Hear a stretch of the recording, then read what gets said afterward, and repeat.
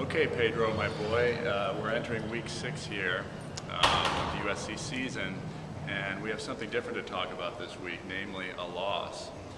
They lost on a last-second field goal to Washington at the Coliseum last week. What went wrong? What happened on Saturday?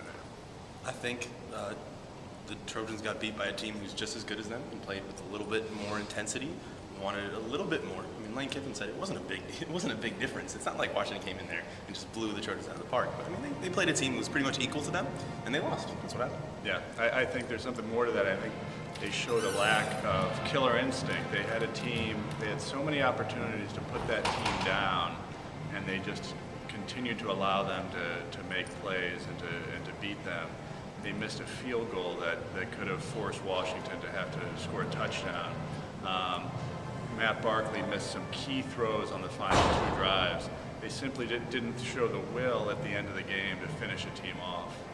So now they go into Stanford this week, probably a much better team than Washington. They have to play on the road. And the question I sort of played around with a little bit in this week's column is there a chance that USC is intimidated playing this Stanford team, given what happened last year, a blowout loss at the Coliseum, and given the talk about how tough and how disciplined this Stanford team is? I mean, there's certainly a chance, but I mean, I was kind of agreeing with you earlier this week, and then yesterday I talked to Chris Gallipo, a middle linebacker on the team, and he made a good point. He said that this actually might be a good thing for the Trojans to do. Go up there, play in a hostile environment without their fans, I mean, with some of them, but not that many, and see what they're made of, because they really haven't played a tough away game yet. And if you think back to their 5 games so far, I think their 2 home games have been their 2 worst performances, actually. Hey, maybe there's something to it. Playing on the road, this team might be better than playing on the road. Yeah, leave it to a linebacker, I guess, to deny that there's any intimidation factor.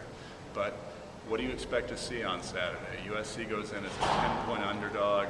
What are you thinking will happen out there on the field? I expect USC to put up a pretty solid performance, a performance that you can't say was a bad effort. I mean, but to be beaten by a Stanford team was just a little bit better. To be beaten essentially for the 2nd straight week by a quarterback in Andrew Luck.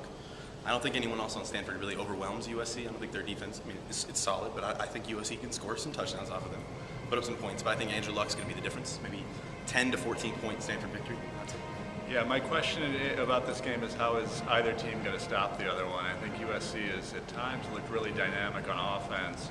I think Stanford has a very good offense, really good offensive line, maybe the best quarterback in the country, and some playmakers, which they haven't had in years past. And I don't know how good that Stanford defense is. I wonder whether they may have been exposed with that Oregon game.